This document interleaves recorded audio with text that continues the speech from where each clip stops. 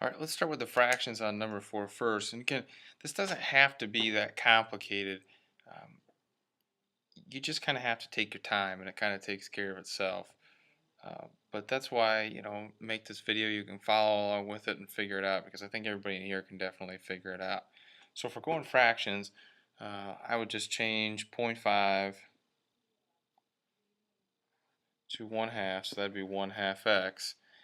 And then what we want to do is we want to take this distributive property part very first. 3/4 times 1/2 is just multiplying straight across. So that whole part is just going to be 3/8. And then we would have the two x's we times together, so that would be x to the second power. We're going to be, since this is negative, that's going to be negative. 3 times 4 is just going to be 12, and then 4 times 10 is going to be 40. Now we can fill in the rest if you want to. I can put my 3/5. That was positive. Let's see here. We've got our minus 1/2 x, and then we've got our plus 2. Okay, and I'm actually just going to keep that as plus 2.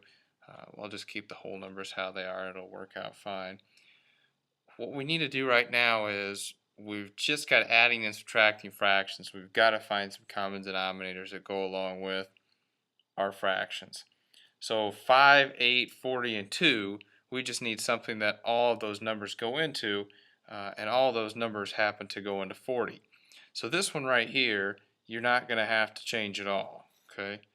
The rest of them you will, but it won't be hard to do.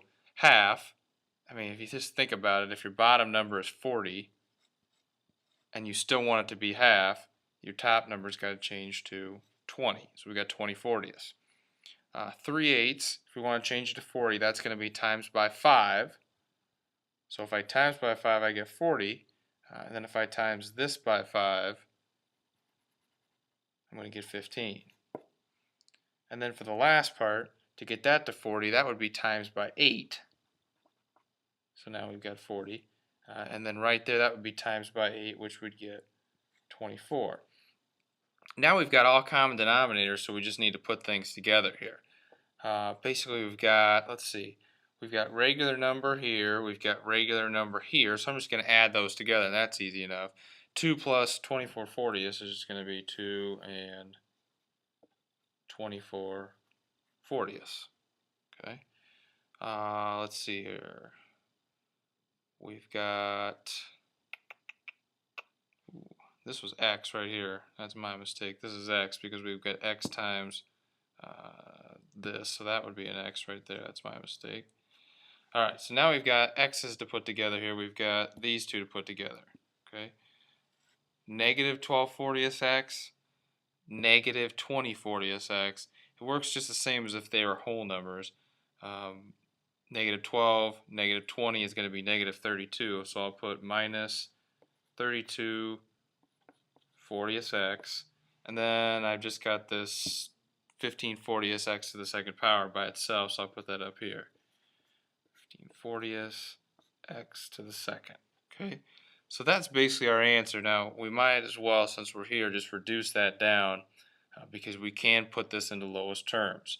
If I put this into lowest terms, I would have 2 and, let's see, I need something that goes into 24 and 40. Doesn't matter what you use, just the bigger the number you use, the shorter the amount of time it's going to take you. So I know that 8 goes into both of those. 24 divided by 8 is 3. 40 divided by 8 is going to be 5. So that's the first part. Minus, I know that 8 goes into both of those. 32 divided by 8 is going to be, what is that, 4. And then 40 divided by 8 is going to be, yeah, not 10. 40 divided by 8 is going to be 5. And then we've got our x plus, now we just have to reduce that, 15 and 40. 5 goes into both of those, so 15 divided by 5 would be 3. 40 divided by 5 is going to be 8. X to the second power. Final answer right there. And yeah, it took a while to get that done, but I don't think any of the specific parts are really all that complicated, and I think you can figure it out. Alright, so we're going to look at the same one again, this time with decimals. If you like decimals better, use them, not a big deal. Just to change these fractions into decimals if you don't know what they are, and I'm guessing that most people know what fifths are broken into, fourths are broken into, tenths and halves. These are pretty easy ones, but if you don't know that, like we just do 3 on a calculator divided by 5, make sure the first number you type in is 3, divide 5, and that's going to be 60%, which would be 0.6. If we do 3/4, 3/4 is 75%, so it's going to be 0.75. We've already got the half there, which is 0.5. 4/10 is exactly how it sounds, 4/10. And then negative half, we'll just put 0.5.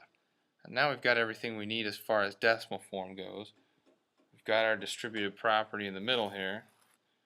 And if I take 0.75x times 0.5x, I get 0.375 x to the second power. If I do the next part, 0.75x times negative 0.4 or negative 4/10, that's going to be a negative 3/10 x. So that right there is what was in the distributive property. So now we can just bring everything down. We've got 0.6, that was a positive. So we've got that, we've got minus half or 0.5x, and then we've got plus 2. Now we just have to start putting things together. And looking at what we have here, it looks like we've got a regular number and a regular number. So 2 plus 6/10 is just 2 and 6/10. Looks like we've got these two guys right here that can go together. They're both with the x at the end of it, and they're both negative, so negative 0.3, negative 0.5 is just going to be negative 8/10 x. And then all we have left is our x to the second power, which was plus 0.375 x to the second. There's our final answer. No need to do anything else to it. But if we compare it back to what we originally had for the fraction one, if you watch the fraction one, our answers for the fraction one were 2 and 3/5, which 2 and 3/5 is the exact same as 6/10. 3/5 is the same as 6/10.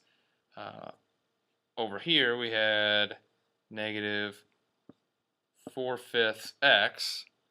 4/5 is the same thing as 80% or 0.8. Now if we go to the last one here, we had a plus 3/8 x to the second power. If I do 3 divided by 8 on a calculator, I come up with 0.375. So again, what I'm trying to get you to understand is that no matter how you do this, or no matter how you choose to do this, if one person does decimals and one person does fractions, in the end, as long as you do it right, you're going to come up with the same thing.